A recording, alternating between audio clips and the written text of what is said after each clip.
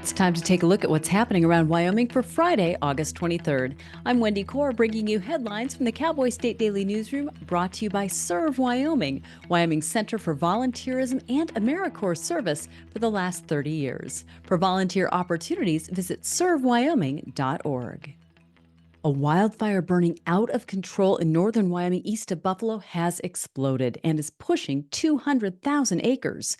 The Johnson County House Draw Fire is the largest of several in northern Wyoming as of Thursday evening.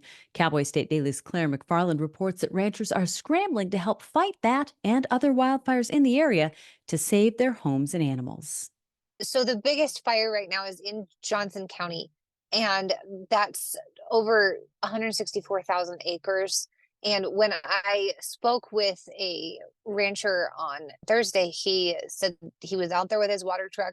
He had seen an antelope walk by on fire. He said lots of ranchers were just bringing everything they had to fight the fires, to save their cattle, to gain ground in any way. And he said that other people were pulling together too. For instance, the Buffalo Bighorn Co-op donated fuel to those water trucks. The two largest fires now raging in Campbell County are the Flat Rock Fire and the Constitution Fire farther north off of Highway 95. Cowboy State Daily's Jen Coker spoke to ranchers from the area who had to move fast and ask for help from friends and neighbors to save their livestock. So I spoke with Shanna Fernicus, and she was actually in Douglas when she got the call from her children, concerned because they saw the fire coming, and they had 30 bulls that they needed to move off the property immediately. So her three children coordinated with their friends, and they were able to get those bulls off the property and sent into town where they're staying at the Camplex. And she's just one of many who are impacted here. Personnel and volunteers in Sheridan, Campbell, Fremont, Weston, and Converse counties are also fighting back blazes. Well, after a year of protests, meetings, and threats of lawsuits, the Bureau of Land Management released its controversial plan to manage 3.6 million acres of federal land in southwest Wyoming, and Cowboy State officials are already crying foul.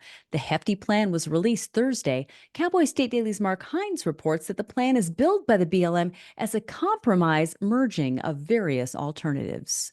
The BLM and some people have touted this plan as a way to better conserve this land and keep it for future generations. And other people have criticized it. They say it's going to hurt energy development. It's going to limit public access to the lands. Our governor and our senators blasted it in statements that they made, said that it falls short of what Wyoming needs in terms of protecting access and protecting energy interests. So they do plan to protest it. The Rock Springs BLM field office oversees roughly 3.6 million acres in Wyoming, much of it in Sweetwater County. The BLM's final plan designates just less than 1 million acres of that as areas of critical environmental concern.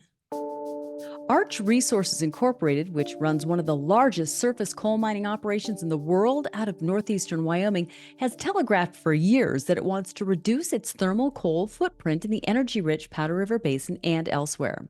The announcement of a merger between Arch and Consol Energy this week may accelerate those plans, according to energy reporter Pat Mayo. It's looking at either selling assets out of the Powder River Basin or shrinking the assets, and which usually means layoffs and making plans to basically pull out. The governor, as you know, issued a statement yesterday that he's concerned. Everybody's concerned. It's a winding down of something that's been a staple of Wyoming for decades. Arch has been reducing its operational footprint in the basin for several years, as its Coal Creek and Black Thunder mines have reported falling production from its glory days over a decade ago. It's also accelerated reclamation at both mines. And now let's take a look at today's weather with Cowboy State Daily meteorologist Don Day. We're going to wrap up the week kind of like what we've seen here over the last couple of days. Today is going to be a lot like the last two, with showers and thunderstorms most likely in the south and the southeast and the far west, while unfortunately central and northern Wyoming and northeastern Wyoming will have a hard time getting rain. So that's not going to be good for the fire situation up in northeast and east central Wyoming. Low humidities and gusty winds in those areas again today, while a little bit of rain and thunderstorm activity in the south and the far west. That's how it's likely going to roll through the weekend. But far western Wyoming, that cool down we've been talking about, will really get started Saturday afternoon into Sunday with much cooler temperatures for places like Yellowstone, Jackson, Star Valley, and into Evanston, Rock Springs, and Green River, along with scattered showers and thunderstorms. You can get Don's full forecast on the Cowboy State Daily website. I'll be back in just 15 seconds with more news. Your attention is precious. That's why Blue Cross Blue Shield of Wyoming works hard to make navigating your health care easier. Because having the right health insurance means not having to think about it, letting you focus on you. That's the benefit of Blue. Devil's Tower National Monument reopened Wednesday afternoon after clearing the immense damage caused by a severe hailstorm that swept through northeast Wyoming. During the Monday evening thunderstorm, Devil's Tower got 1.5 inches of rain and 5 inches of golf ball-sized hail, although Cowboy State Daily's Andrew Rossi reports that some hailstones the size of baseballs hit the local KOA campground. Nearly every tree in the campground has either fallen over or has been completely defoliated. They were clearing piles 8 feet high of leaves and branches. They had to drain their pool to clean that out. Hundreds of windows were shattered or utterly broken. And I think the biggest thing is they just replaced the roofs on all of their cabins in May. So brand new roofs that have been deemed a complete loss. The impacts of the fast and furious storm are evident throughout the region. Some locals are already saying it'll never be the same, but it's still business as usual in the shadow of the nation's first national monument. And many people watching the Democratic National Convention roll call on Tuesday night were surprised to hear the song that blasted through the arena when Wyoming's delegates pledged their support for Vice President Kamala Harris as the Democratic presidential nominee. To many people's surprise, I Got a Feelin' by the Black Eyed Peas was played as the Cowboy State had its brief time in the national spotlight. Turns out the delegation was just as surprised as everyone else, since that song was not on the list that the committee sent in for consideration. That's according to politics reporter Leo Wolfson.